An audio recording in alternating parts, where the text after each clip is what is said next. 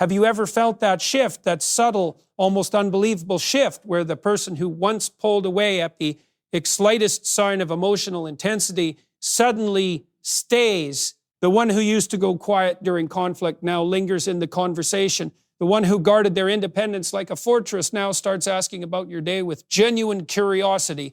And you sit there wondering, is this real? Is this temporary? Or does this mean something deeper? Because when someone who is emotionally distant begins to soften, it doesn't feel small, it feels seismic, it feels like watching a mountain move. And here's the truth most people don't understand. When someone wired to protect themselves from closeness begins to move toward it, it is never random. It is never casual. It means something inside them is shifting. It means a battle is happening beneath the surface. And if you've been patient, if you've been confused, if you've been hurt, and yet still hopeful, this moment matters. Because when someone who avoids emotional depth starts leaning in, it often means they are confronting the very fear that shaped them. And that confrontation is not comfortable. It's not smooth. It's not dramatic in a cinematic way. It's quiet. It's internal. It's terrifying for them, but it is powerful. And today we're going to unpack what it truly means when an emotionally avoidant person wants to change for you. Not because you pressured them, not because you chased them, but because something inside them decided that losing you would cost more than facing themselves. To understand this shift, we have to understand what emotional avoidance really is. It's not coldness, it's not lack of feeling, it's not indifference. In fact, it's often the opposite. Emotional avoidance is what happens when someone learns early in life that vulnerability equals danger. Maybe closeness once led to disappointment, maybe expressing needs led to rejection, maybe emotions were dismissed, minimized, or punished. So the nervous system adapts. It says distance equals safety. Independence equals control. Self-reliance equals a survival. Over time, this becomes a personality pattern. They pride themselves on not needing anyone. They convince themselves that intimacy is optional. They downplay emotions, intellectualize conflict, and withdraw when things get intense. Not because they don't care, but because caring feels risky and risk feels unsafe. So when you meet someone like this, you might feel confused. You sense depth beneath the surface, but they won't fully let you in. You feel connection, but it comes with distance.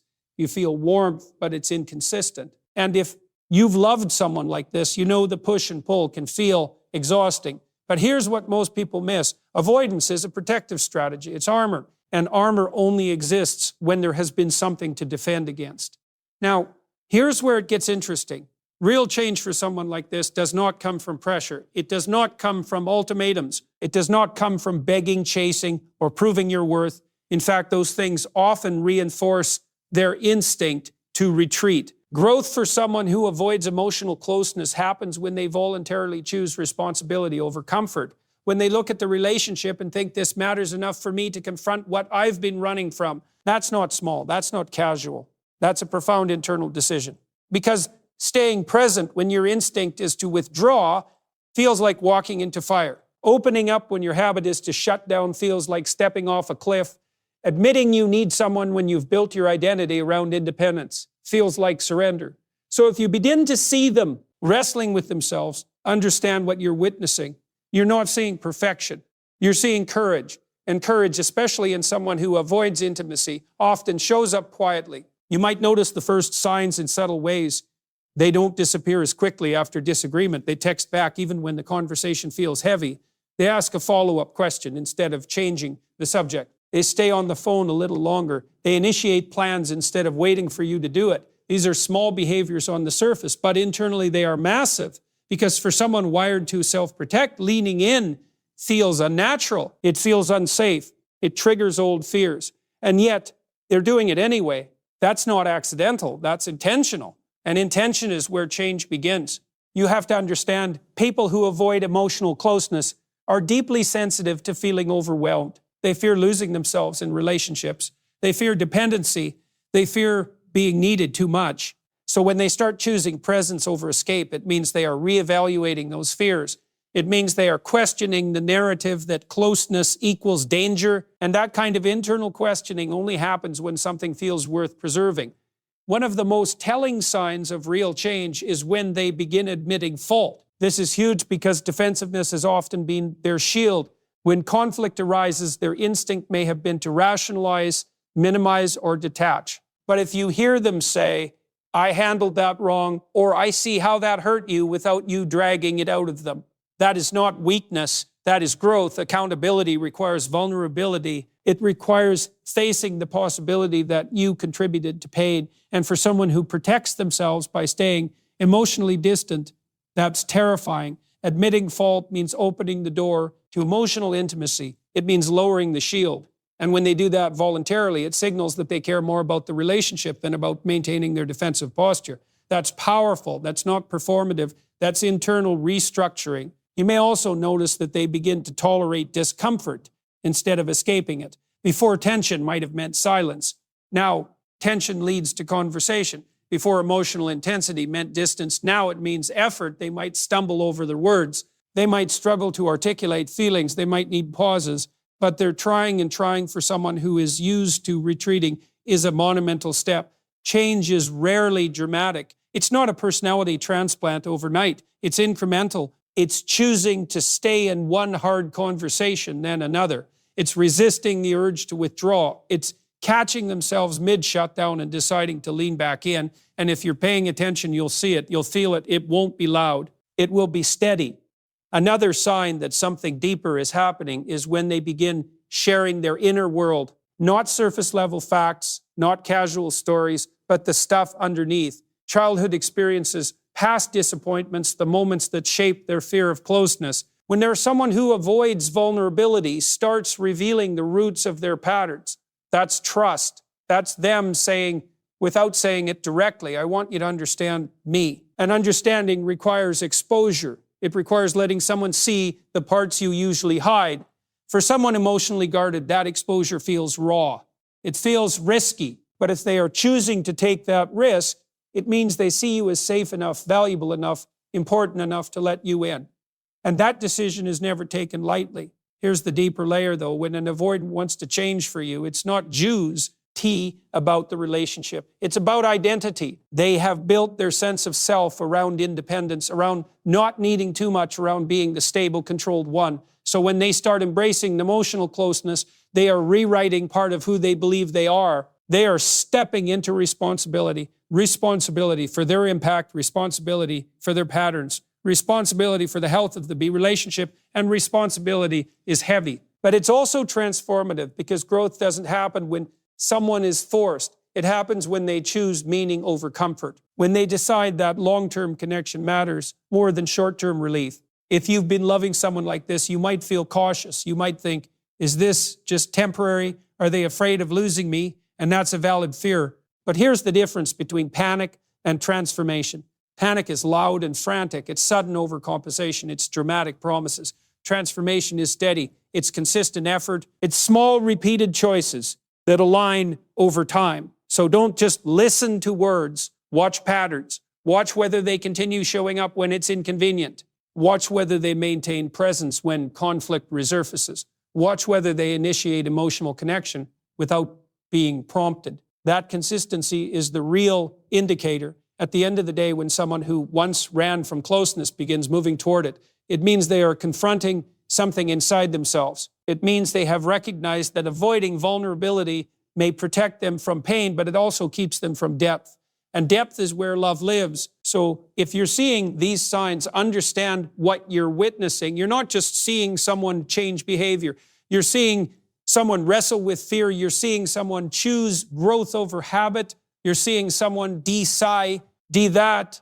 What you share is worth the internal battle. And that decision, when it's real, is one of the most powerful things a person can make. But here's where it gets even deeper. Because once someone who has built their entire emotional survival strategy around distance begins to move toward closeness, the real work begins. The shift from withdrawal to presence is not just behavioral, it's neurological, it's emotional reconditioning in real time. Imagine someone whose instinct during tension has always been to shut down, go quiet, create space, regain control. Now imagine that same person sitting in front of you during conflict, heart racing, mind screaming to escape. And yet they stay. They don't grab their phone. They don't abruptly end the conversation. They don't disappear for 2 days to process. They stay. That is not small. That is rewiring. Presence for them is vulnerability.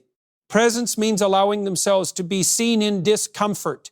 And if they are choosing that again and again, even imperfectly, it means they are intentionally stepping into emotional exposure instead of that hiding from it. That shift alone signals that something inside them has decided the relationship matters more than their instinct to retreat. You might notice it in their body language before you hear it in their words. They lean in instead of crossing their arms. They maintain eye contact instead of staring at the floor. They respond instead of going silent. And maybe it's not flawless. Maybe they still struggle. Maybe they pause mid-sentence. Maybe they say, I don't know how to explain this, but they're trying. An effort from someone who once avoided emotional intensity is a language in itself. It says, I am fighting my default, and fighting your default is exhausting. It takes energy. It takes awareness. It takes humility. Because in order to override a pattern, you have to first add me. It exists. And when they admit that their withdrawal has hurt you, when they acknowledge that shutting down isn't healthy, they are stepping into self-awareness. Self-awareness is uncomfortable. It strips away excuses. It forces reflection, but it is the foundation of growth. And then there's the moment when they begin sharing their past in ways they never have before. Not surface stories, not polished narratives, but the raw origins of their emotional distance. The parent who dismissed feelings, the breakup that shattered trust, the time they opened up and felt rejected, when they start connecting their current patterns to old wounds. That's not random conversation, that's integration. That's them tracing the blueprint of their avoidance and letting you see it. And for someone who has built their identity around self-sufficiency, admitting that past pain shaped them can feel like weakness. But it's not weakness, it's courage. Because once they see the root, they can no longer pretend the pattern is just how they are. Now it becomes something they are responsible for changing. And responsibility is heavy. But responsibility also creates power, because when you own your pattern, you can reshape it. There's another subtle but powerful shift. You'll notice they begin asking what you need, not defensively, not sarcastically, not as a agories to end the conversation, but genuinely, what would make you feel more secure? How can I show up better? Those questions might sound simple, but for someone who has prioritized autonomy above all else, asking about your emotional needs means stepping outside their comfort zone. It means acknowledging that relationships require adjustment. It means accepting that love is not just about coexistence, but about consideration, and consideration requires capacity. When they start centering your emotional experience instead of just protecting the own space, it signals maturity. It signals that they are moving from a survival mindset to a partnership mindset. You'll also hear it in their language, the subtle shift from I to we. I need space slowly becomes how do we handle this? My plans becomes our future. And future language is huge, because someone who avoids emotional dependency often resists long-term framing. The future implies commitment. It implies continuity. It implies that you're not temporary. So when they start talking about months ahead, trips together, shared goals, or even hypothetical long-term scenarios, they are mentally placing you in their life in a stable way. That doesn't happen casually. That happens when they are allowing themselves to imagine permanence without panicking. And imagining permanence means they are no longer seeing closeness as a threat to their independence, but as an addition to their life. But here is something even more telling. They start regulating instead of escaping. Emotional regulation is the difference between reacting and responding. In the past, a difficult conversation might have triggered immediate shutdown. Now you see them pause. Maybe they take a breath. Maybe they say, give me a second to think. That pauses growth. That pauses them choosing to stay engaged instead of defaulting to avoidance. Regulation means they are learning to sit with discomfort without running from it. And sitting with discomfort is one of the hardest skills for someone who has relied on distance. As relief, because distance feels good in the short term, it lowers anxiety, it restores a sense of control, but it also creates disconnection. So when they choose to regulate instead of withdraw, they are sacrificing short-term comfort for long-term stability. And that sacrifice is intentional. Let's talk about sacrifice for a moment. Real change always involves it. You don't transform. May without giving something up. For someone emotionally avoided, what they give up is their illusion of total self-protection. They give up the belief that they can stay detached and still experience deep connection. They give up the comfort of emotional minimalism. And in exchange, they gain depth, they gain intimacy, they gain partnership.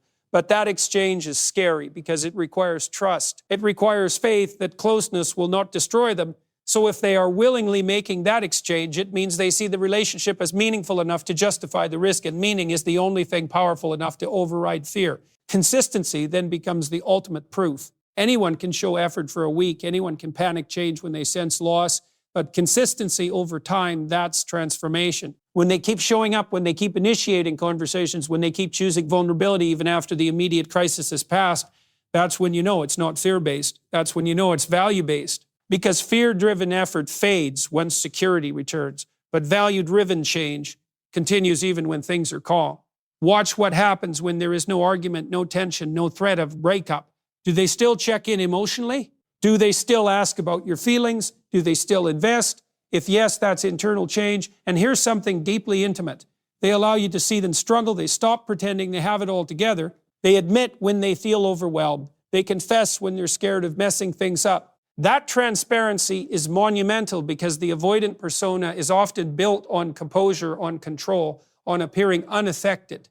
When that mask slips voluntarily, it means they trust you with their imperfection. And trust is the opposite of avoidance. Trust says, I believe you won't weaponize my vulnerability. Trust says, I'm willing to be seen. And being seen is the core of intimacy. You might even notice that conflict no longer feels like a countdown to distance.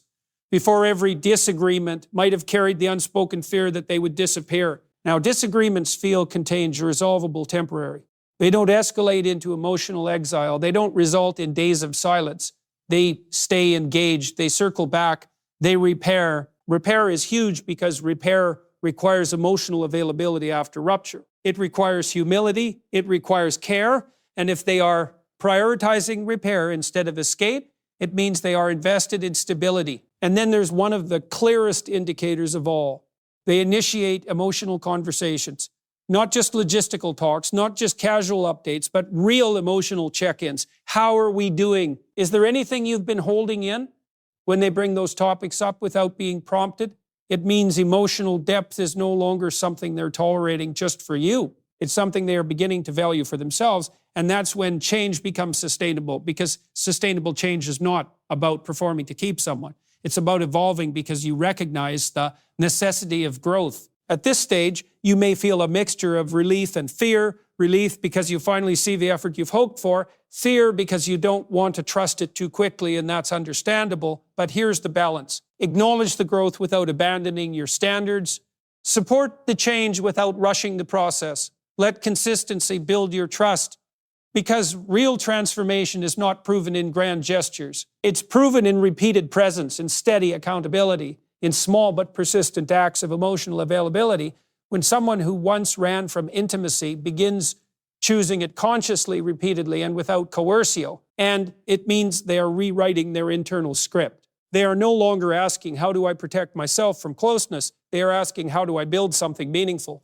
And that shift in question changes everything, because the first question is rooted in fear. The second is rooted in purpose, and purpose sustains growth far longer than fear ever could.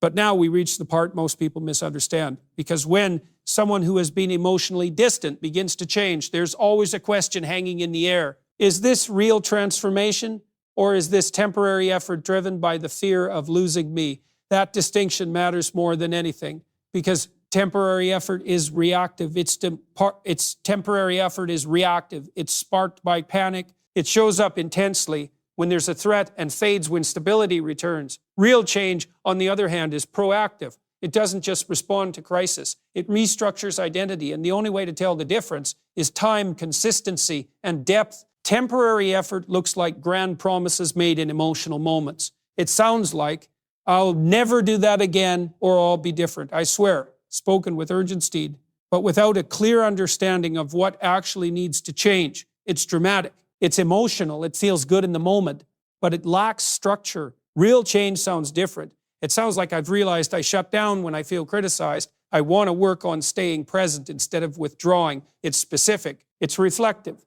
It shows awareness of patterns, not just regret about consequences, because regret alone doesn't create transformation. Self-confrontation does. And when someone is willing to confront themselves instead of just apologizing for losing you, that's when growth becomes grounded. You'll also notice that real change continues even when the relationship feels secure, when there's no immediate risk of separation. When things are calm, temporary effort relaxes during calm seasons. It slowly drifts back into old habits. Real change maintains momentum. They still check in emotionally. They still hold themselves accountable. They still initiate difficult conversations. They don't revert the second the pressure disappears. And that's because the motivation has shifted from, I don't want to lose you, to, I want to become someone capable of healthy love. That shift is everything. Because when someone wants to become better, not just to keep you, but because they see the value in growth itself, the change is internalized. Now let's talk about you for a moment, because when an avoidant begins to change, your role becomes delicate, not because you need to manage them, but because your reactions can either nurture growth or destabilize it. If you respond to their effort with constant skepticism, testing, or emotional punishment for the past, you may unintentionally reinforce their old fear that vulnerability leads to rejection. That doesn't mean you ignore what hurt you. It doesn't mean you suppress your needs. It means you create space for accountability without humiliation. You allow room for improvement without demanding perfection. Growth requires safety, and safety is built when effort is acknowledged without being idolized. You also have to resist the temptation to over-celebrate too soon. When someone who has been distant suddenly shows emotional availability, it can feel intoxicating. It can make you want to cling to the progress, to amplify it, to rush forward. But real transformation needs steadiness, not speed. Let the change breathe. Let it stabilize. Let patterns prove themselves over time. Because trust rebuilt slowly is stronger than trust rushed emotionally. And remember this, their growth does not erase your standards. You are allowed to expect consistency. You are allowed to expect emotional presence. You're allowed to need stability. Supporting someone's evolution does not mean lowering your boundaries. Another critical sign that change is genuine is when they start taking initiative without being prompted. You're no longer the emotional leader dragging conversations forward. You're no longer the only one reflecting on dynamics. They bring things up on their own. They say, I've been thinking about how I react during stress without you asking. They schedule time to talk. They suggest solutions. Initiative signals ownership. And ownership means the growth is self-driven. When someone takes ownership of their behavior without external pressure, it means they have internalized responsibility. That's not performance. That's maturity. And here's something deeply powerful. They begin tolerating emotional intimacy without needing excessive space afterward. In the past, vulnerability might have been followed by withdrawal. After a deep conversation, they disappear to recalibrate. Now, the closeness doesn't overwhelm them in the same way. They stay connected. They don't punish intimacy with distance. That's nervous system adaptation. That's their internal alarm system. Slowly learning that closeness does not equal danger. And when the body learns safety, behavior follows. But let's be honest, even with growth, there will still be moments of regression. No transformation is linear. There may be days where they feel triggered and instinctively pull back. The difference now is awareness and recovery time. Do they recognize the withdrawal faster? Do they communicate instead of ghosting? Do they return to repair instead of pretending nothing happened? Progress is not the absence of old impulses. It's the ability to override them more quickly and consciously. And if you see them catching themselves, correcting themselves, and re-engaging intentionally, that's evolution in motion. One of the most profound shifts you'll witness is when they start valuing emotional depth rather than merely tolerating it. At first, emotional conversations may have felt like obligations to them. Now they begin expressing appreciation for closeness. They might say things like, I actually like that we can talk like this. That sentence may sound simple, but for someone who once avoided emotional intensity, it's monumental. It means their perception of intimacy is changing. It's no longer something draining or threatening. It's becoming something meaningful, and meaning transforms effort into desire. You might also see them integrate you more fully into their life, not just privately, but socially and practically. They introduce you to important people. They involve you in long-term decisions. They consult you before making significant plans. Inclusion reflects commitment because someone who plans to keep emotional distance usually keeps parts of their life compartmentalized. When walls between compartments begin to dissolve, it signals that they see you as permanent rather than provisional. And perhaps the most powerful sign of all is this. They stop framing love as limitation. In the past, they may have subtly communicated that relationships restrict freedom. Now they begin to see partnership as expansion rather than confinement. They recognize that interdependence is not weakness, it's strength. They understand that two grounded individuals choosing each other is not a loss of independence, but an enhancement of life. That philosophical shift changes everything. Because once someone truly believes that love adds to their identity rather than threatens it, avoidance loses its foundation. But here's the truth you need to hear. Even if they are changing, even if the signs are clear, even if the growth feels real, you cannot carry their tea. Rand's formation for them. You cannot monitor every step. You cannot become hypervigilant to every fluctuation. At some point, you have to decide whether their consistency feels sufficient, whether their effort aligns with your emotional needs. Because love is not about waiting endlessly for someone to evolve. It's about recognizing evolution when it genuinely appears. If you are witnessing steady accountability, voluntary, consistent presence, emotional initiative, and a reframing of intimacy from threat to value, then you are likely seeing authentic change. Not perfection, not overnight reinvention, but authentic restructuring. And that is rare, that is powerful. That is someone choosing to face their deepest fears because the connection feels worth preserving. So pause for a moment and reflect not on what they promise, not on what you hope, but on what they repeatedly demonstrate. Do their actions align with growth? Do their patterns reflect responsibility? Do they stay when it's hard? Do they communicate when it's uncomfortable? Do they repair when things fracture? If the answer is yes, consistently, then what you're witnessing is not just an avoidant person reacting to loss. You're witnessing someone choosing meaning over fear. And when someone chooses meaning, especially when fear has shaped them for years, that choice is not casual. It is deliberate. It is brave. And it has the potential to redefine not only the relationship, but who they are becoming. But now we arrive at the final layer, the part that's less about them and more about what this transformation actually represents. Because when someone who has spent years protecting themselves from intimacy chooses to grow, what they're really choosing is responsibility for their triggers, responsibility for the way their silence impacts you, responsibility for the distance they once justified, and responsibility is not glamorous. It doesn't feel euphoric. It feels heavy. It feels sobering. It requires looking at your own reflection without filters and saying, I can't blame my past forever. I can't blame my wiring forever. I can't blame the world forever. At some point, I have to decide who I'm going to be.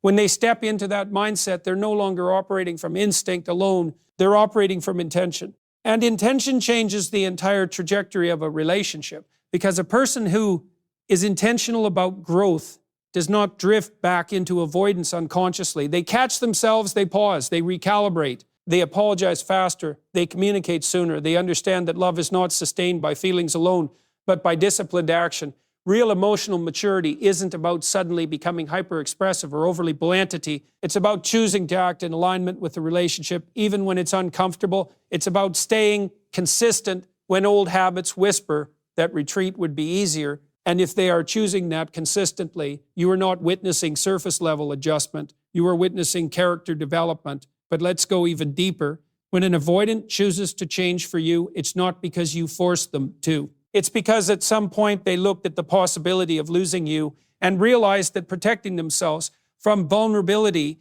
would cost them something more valuable than their comfort. They realized that staying emotionally distant might keep them safe, but it would also keep them alone. And loneliness, when fully understood, is heavier than fear. So they make a choice, not an emotional reaction, not a desperate plea, a choice, a grounded, reflective, internal decision that says, I want to be capable of sustaining this. And that is powerful because it shifts the foundation of the relationship from chemistry to commitment. Commitment is not loud. It's not dramatic. It doesn't always come with grand gestures. Sometimes commitment looks like answering a hard question honestly.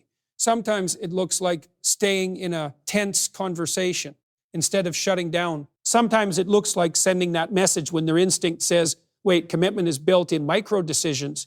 And when someone who once defaulted to avoidance begins stacking those micro decisions in favor of connection, you are seeing a pattern form, and patterns are what define character. Now, here's something crucial for you to hold on to.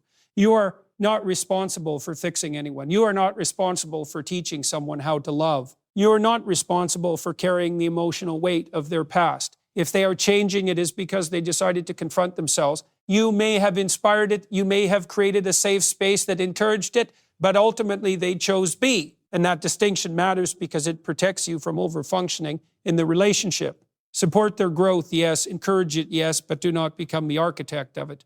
Because if the growth depends entirely on your constant reassurance, it is not stable. Sustainable transformation must stand on their own willingness to evolve. And here's another truth most people avoid. Even when someone is genuinely changing, you still have to evaluate whether the pace and depth of that change aligns with your emotional needs. Growth is admirable, effort is valuable, but compatibility still matters. If you require a high level of emotional expressiveness and they are slowly learning basic vulnerability, there may still be a gap, and it's okay to acknowledge that. Recognizing growth does not obligate you to accept less than what fills you. Love thrives when both people are not just trying, but thriving within the dynamic. But if you are witnessing real alignment, if their effort feels steady, if their presence feels reliable, if their vulnerability feels sincere, then what you are experiencing is rare because it is not easy for someone who built walls to dismantle them brick by brick. It is not easy to unlearn emotional survival strategies that once protected them. It requires humility. It requires patience. It requires facing discomfort without numbing it. And when someone does that willingly, repeatedly, without being coerced, it signals that the relationship has transcended convenience. It has become meaningful. Meaning is what sustains long-term connection. Meaning is what allows two imperfect people to stay when conflict arises. Meaning is what transforms fear into fuel for growth. And when someone shifts from seeing love as a threat to seeing it as purpose, everything it changes. They no longer ask, how do I avoid getting hurt? They ask, how do I build something strong? That question alone can reshape a lifetime of patterns. Now, let's close this with something grounded and real. If the person in your life is showing these signs, consistent accountability, voluntary vulnerability, emotional and initiative, steady presence, integration into their future, and a visible shift from self-protection to partnership, then what it means is simple but profound. They see you as worth the internal battle. They see the connection as worth challenging their own comfort zone. They see the future as worth stepping into uncertainty. And that is not casual affection. That is intentional love. But here's the final layer. Their change is meaningful. Their effort is powerful. But your value does not depend on whether they evolve. You were worthy of consistency before they grew. You were worthy of the emotional availability before they learned it. Their transformation is a reflection of their decision to rise, not proof of your adequacy. And remembering that keeps your confidence intact, because love should never feel like you're waiting to be chosen. It should feel like two people consciously choosing each other again and again through awareness and growth. So if you're standing in this moment, watching someone who once pulled away, now lean in. Don't just look at the surface. Look at the pattern. Look at the responsibility they're carrying. Look at the discomfort they're tolerating. Look at the consistency they're building. And then ask yourself, not just are they changing, but does this change create the kind of relationship I want to live in? Because at the end of the day, love is not about fixing fear. It's about building strength. It's about two people deciding that comfort alone is not enough, that meaning matters more. And when someone who once avoided closeness decides that meaning matters more than fear, that is when you know something real is happening, not perfect, not flawless, but real and real. What laughs